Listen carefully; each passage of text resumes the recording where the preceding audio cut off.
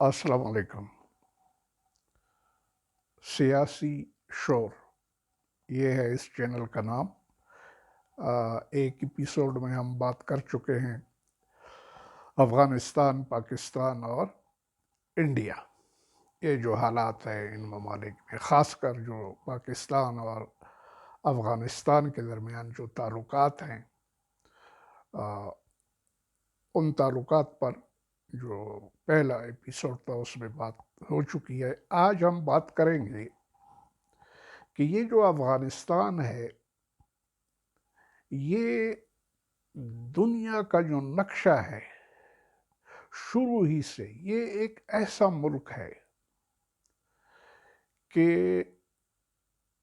آپ سکندر اعظم سے لے اور آج تک ہر ایک دوسرے ملک کی یہ کوشش ہوتی ہے کہ وہ افغانستان پر قبضہ کرے۔ اب افغانستان کی جغرافیائی جو وہ ہے، جیوگرافیکل جو وہ ہے یا اسٹریٹجیکل جو اہمیت ہے وہ اپنی جگہ ہے، لیکن افغانستان شروع ہی سے ایک آزاد ملک رہا ہے، آج بھی ایک آزاد ملک ہے، لیکن اس کو ڈسٹرب کرنے میں تقریباً ہر ایک جو طاقتور ملک ہے وہ اس کی کوشش یہ ہوتی ہے کہ افغانستان پر قبضہ کرے۔ اب ہم بات کرتے ہیں کہ افغانستان کا ایک پڑوسی سابق سوویت یونین، جو کہ ایک طاقتور ملک اور امریکہ کا مد مقابل دو سپر پاور تھے، ایک امریکہ ایک سوویت یونین، ایک ملک میں جو ہے کیپٹلزم ہے اور دوسرے ملک میں جو ہے کمیونزم ہے۔ اب ہر ایک ملک اگر آزاد ہے تو اس کی خواہش جو ہوتی ہے وہ یہ ہوتی ہے کہ وہ ایک ایسا نظام اپنے ملک میں لائے کہ وہاں خوشحالی ہو، ترقی ہو۔ اسی طرح افغانستان بھی ایک آزاد ملک تھا اور ہے، لیکن سابق سوویت یونین نے یہ کوشش کی کہ وہاں چونکہ کمیونزم کا وہ تھا نظام، کہ وہ نظام کسی نہ کسی طرح افغانستان میں بھی لائے، کوشش کی گئی، لیکن ان کو یہ معلوم ہوگا، ضرور ہوگا، کیونکہ ایک بہت بڑی طاقت سوویت یونین کہ جو افغانستان ہے وہاں جو آبادی ہے وہ مسلمان ہیں، اور وہ جو ہے اسلام کے اصولوں کے مطابق زندگی بسر کرنا چاہتے۔ باقی جو اقتصادی نظام ہے وہ ان کی مرضی ہے کہ جس طرح وہ لانا چاہے، لیکن جب افغانستان کے مقامی لوگوں نے کمیونزم کی مخالفت کی کہ یہ نظام ہمیں نہیں چاہیے،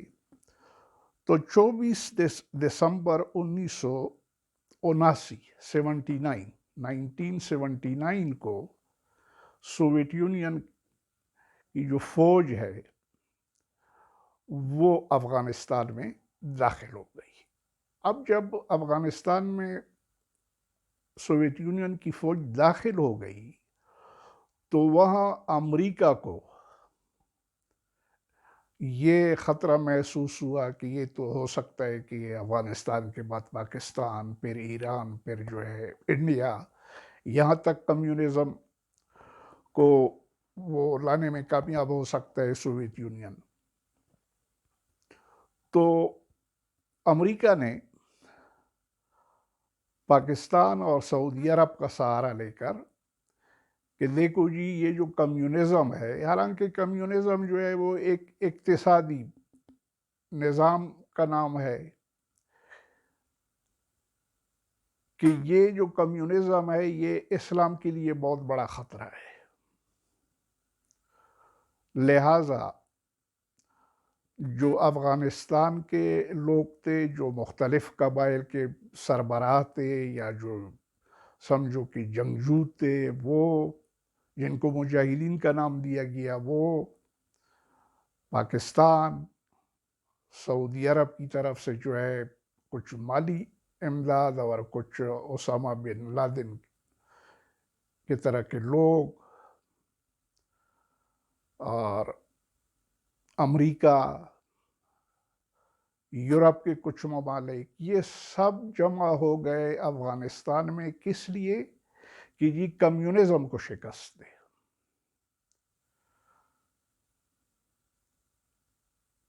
لڑائی شروع ہو گئی،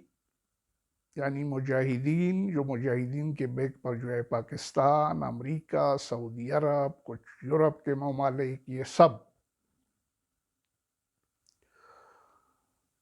نقصان کس کا ہوا؟ نقصان صرف اور صرف افغانستان کا ہوا۔ وہاں جو ہے لاکھوں کی تعداد میں بے گناہ معصوم لوگ مارے گئے، اور لاکھوں کی تعداد میں معصوم بے گناہ غریب لوگ، وہ لوگ جو اپنی دھرتی سے، زمین سے آج بھی پیار کرتے ہیں، وہ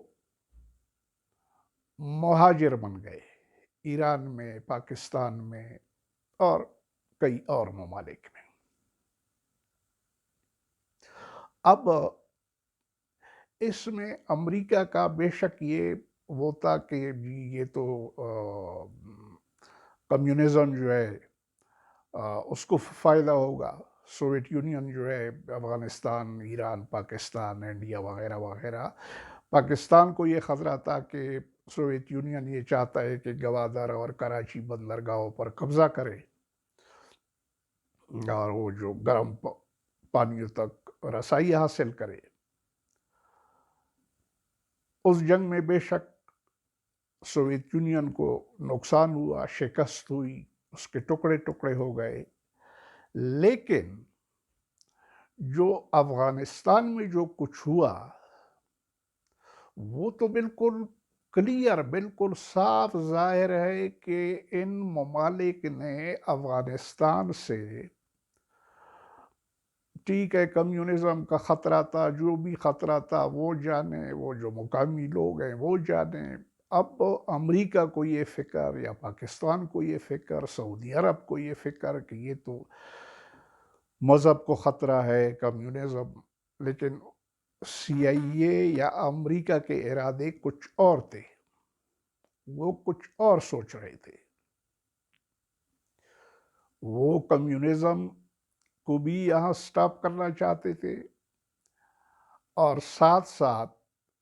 ان کے ارادے افغانستان میں کچھ اور بھی تھے، جو سب کو معلوم ہے کہ آج تک امریکہ اور یہ سب باقی جو یورپ ممالک ہے، جو نیٹو، جو کچھ ہو رہا ہے وہاں، جو لوگ وہاں بچوں سے لے کر بوڑھوں تک، بزرگوں تک، خواتین شہید ہو گئے بے گناہ، ان کا کوئی قصور نہیں، ان کا قصور صرف اور صرف یہ کہ وہ افغانستان کی سرزمین پر، میں نے بتایا نا کہ اس سرزمین کی چونکہ ایک اہمیت ہے، اب اگر اہمیت ہے تو وہ خطہ تو جو افغانی ہیں ان کا ہے نا، وہ جانے جو نظام لانا چاہتے ہیں، لیکن امریکہ وہاں ہزاروں میلوں سے اٹھ کر یہاں افغانستان آیا کہ جی ہم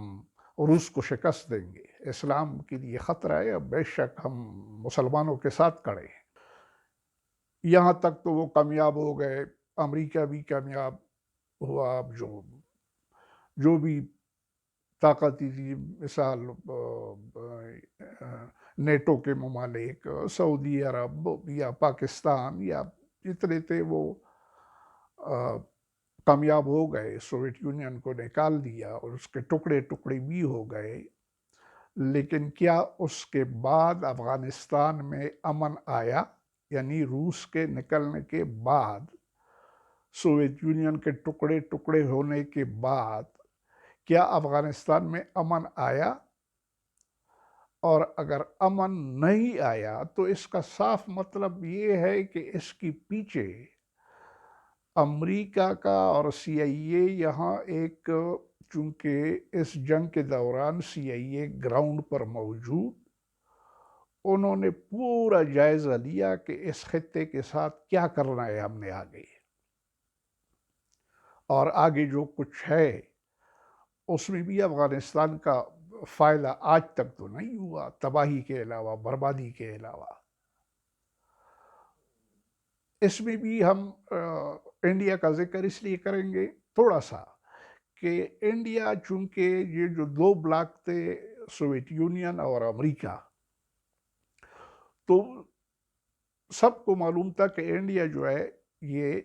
سوویت یونین کے ساتھ ہے، یعنی جو کمیونسٹ بلاک ہے اس کے ساتھ ہے، اس کا اچھا اتحادی،